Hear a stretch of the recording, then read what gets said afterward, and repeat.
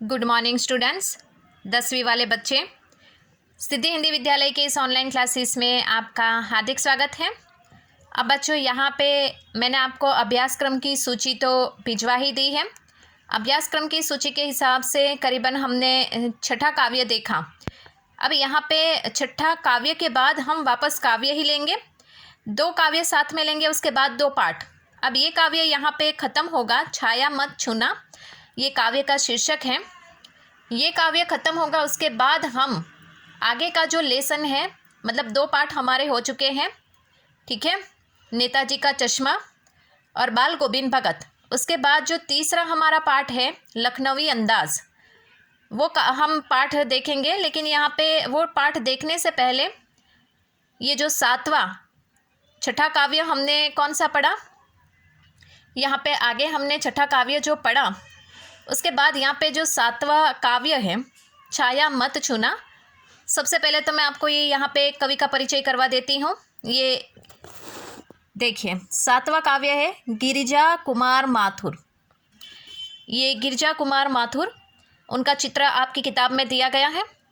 अब यहाँ पे सबसे पहले मैंने कई बार आपसे कहा है कि कोई भी यहाँ पे लेसन पढ़ने से पहले बच्चों हमें क्या करना है, उस लेसन के जो रचयिता है अर्थात रचनाकार, कोई भी कृति हो, कोई भी पाठ हो, कोई कविता हो, ठीक है, वो पढ़ने से पहले हमें सबसे पहले रचनाकार का परिचय प्राप्त करना ज़रूरी होता है।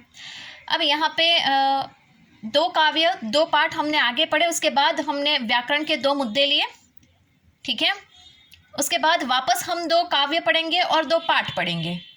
तो हम जल्दबाजी बिल्कुल नहीं करेंगे, धीरे से यहाँ पे छठा काव्य हमने पढ़ा, उसके बाद यहाँ पे 7वां काव्य ख़त्म होगा, उसके बाद हम पाठ की शुरुआत करेंगे।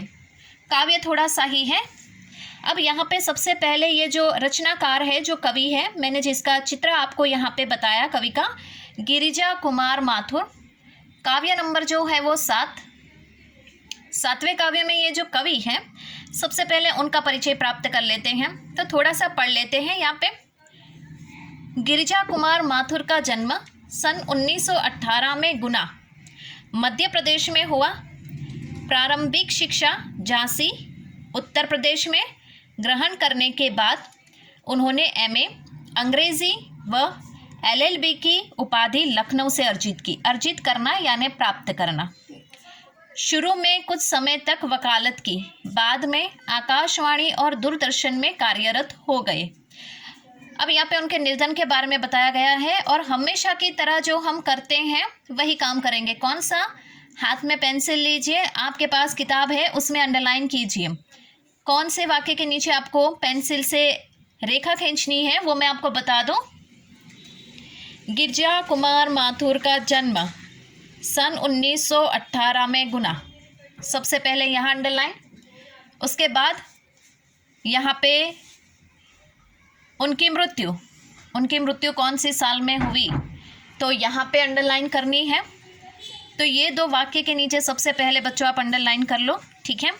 अब यहाँ पे परीक्षा में एक जैसे कि एमसीक्यू में आपको पूछा जा सकता है, पेपर पैटर्न में थोड़ा सा बदलाव है जो मैं आपको समझाऊंगी, ठीक है। लेकिन पहले जो हमारे इस साल अभ्यासक्रम में जो पाठ है, जो काव्य है, पहले उसको समझ लेते हैं, उसके बाद हम जो पेपर पैटर्न है वो मैं आपको समझाऊंगी, ठीक है। अब यहाँ पे सबसे पहले ये जो कवि हैं, कवि का परिचय हम कर लेते हैं। तो ये गिरिजा कुमार माथुर का जन्म 1918 में हुआ, गुना, जो मध्य प्रदेश में आया है, ठीक है। उसके बाद उनकी जो प्रारंभिक शिक्षा यानी शुरुआती तौर से उन्होंने जो अभ्यास किया, जो उन्होंने शिक्षा प्राप्त की, वो कहाँ से की? झांसी, उत्तर प्रदेश। और उसके बाद उन्होंने जैसे जैसे वो आगे बढ़ते गए, एमए यानी मास्टर ऑफ एजुकेशन उन्होंने किया, कौन सी भाषा में? अंग्रेज़ी भाषा में। और उसके बाद उन्होंने एलएलबी की उपाधि यानी कि यहाँ पे वकालत की जो पढ़ाई होती है, एलएलबी की, वो पढ़ाई भी प्राप्त की। और फिर शुरुआत में वो उन्होंने अपने जीवन की शुरुआत कहाँ से की? वकालत। तो वकालत करके वो अपने जीवन में आगे बढ़े। फिर धीरे धीरे जैसे ही समय बदलता गया वो आकाशवाणी और दूरदर्शन में भी कार्यरत हो गए, यानी आकाशवाणी और दूरदर्शन के क्षेत्र से भी जुड़ गए। इस तरह से बच्चों यहाँ पे गिरिजा कुमार माथुर जो है, ये गिरिजा कुमार माथुर का परिचय, उनका जन्म, उनकी आरंभिक शिक्षा हमने किस प्रकार से हुई उसके बारे में हमने देखा। उसके बाद थोड़ा सा और आगे यहाँ पे बढ़ते हैं तो गिरिजा कुमार माथुर की प्रमुख रचनाएं जैसे नाश और निर्माण, धूप के दान, शिलापंख चमकीले, भीतरी नदी की यात्रा, काव्य संग्रह है, ब्रैकेट में जो दिया है वो काव्य संग्रह, जन्म कैद, ब्रैकेट में दिया है नाटक, मतलब जन्म कैद क्या है, नाटक है, नई कविता, सीमाएं और संभावनाएं, ब्रैकेट में क्या है, आलोचना। आलोचना मतलब ये काव्य ही है, लेकिन ये सीमाएं और संभावनाएं जो है उसमें उन्होंने क्या आलोचना, मतलब ये काव्य के हिसाब से उन्होंने किसी न किसी वस्तु को ध्यान में रखकर उसकी आलोचना की है। तो यहाँ पे बच्चों ये जो गिरिजा कुमार माथुर है उनकी जो प्रमुख रचनाएं हैं, वैसे तो उन्होंने अपने जीवन में बहुत सारी रचनाएं की हैं, उनका साहित्य बहुत विस्तार से है, लेकिन जो प्रचलित रचनाएं हैं उनके नाम यहाँ पे दिए गए हैं। ये यहाँ पे आपको उनकी प्रमुख रचनाएं कौन कौन सी है उसके नीचे भी आपको अंडरलाइन करना है बच्चों, क्योंकि हो सके तो हमको एमसीक्यू सिस्टम में ये प्रश्न पूछा जा सकता है कि जैसे कि यहाँ पे भीतरी नदी की यात्रा, ये जो काव्य संग्रह है वो कौन से कवि का है, तो नीचे 4 ऑप्शन दिए हुए होंगे, समझ में आया आपको। तो इसके लिए मैं आपको कहती हूँ यहाँ पे प्रमुख रचनाएं हैं वो भी आपको याद करके रखनी, और कैसे याद करना है वो भी मैं आपको बताऊँगी, परेशान होने की ज़रूरत नहीं है, ठीक है। अब यहाँ पे गिरिजा कुमार जो माथुर है, थोड़ा सा और परिचय उनका प्राप्त कर लेते हैं। नई कविता के कवि गिरिजा कुमार माथुर रोमानी मिजाज के कवि माने जाते हैं। वे विषय की मौलिकता के पक्षधर तो हैं, परंतु शिल्प की विलक्षणता को नज़रअंदाज करते नहीं।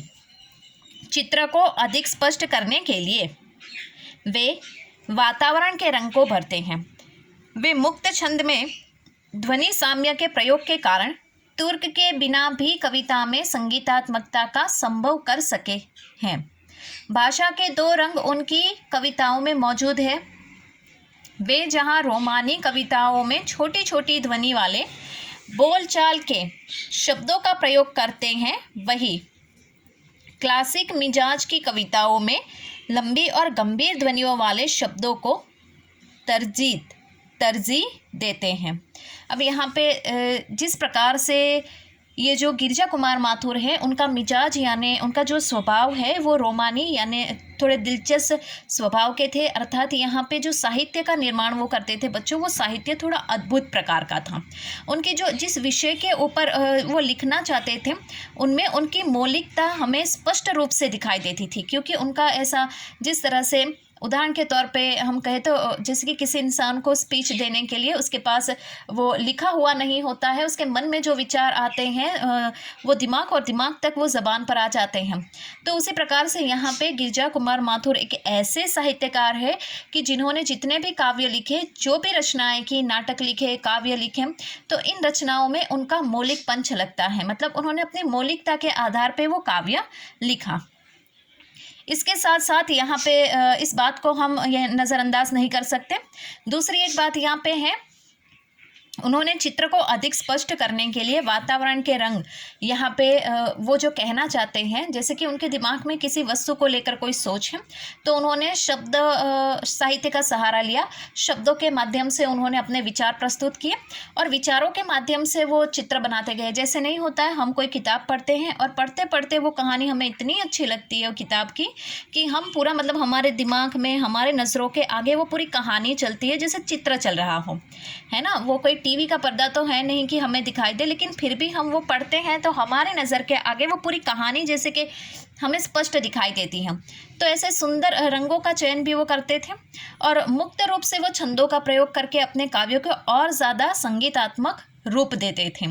इतना ही नहीं, उनकी जो भाषा है वो भी बहुत ही स्पष्ट भाषा है और वो थोड़े खुश मिजाज स्वभाव के व्यक्ति भी हैं। मिजाज यानी उनका जो स्वभाव है वो थोड़ा खुश मिजाज है।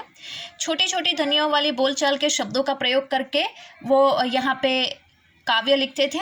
तो मतलब काव्य अगर बहुत कठिन शब्द का इस्तेमाल करके लिखे जाएंगे तो उसको समझना थोड़ा कठिन होगा, ऐसा कौन समझता था? ये गिरिजा कुमार माथुर। तो बच्चों आज की इस वीडियो में हम यहाँ तक ही रुकते हैं। आने वाले वीडियो में थोड़ा और परिचय प्राप्त करके काव्य का सारांश मैं आपको बताऊंगी कि वो काव्य में क्या कहना चाहते हैं। काव्य बहुत ही सुंदर है, जीवन के ऊपर है। ठीक है, तो नेक्स्ट वाले वीडियो में हम काव्य का सार देखेंगे। तब तक के लिए यहाँ पे रुकते हैं। Thank you.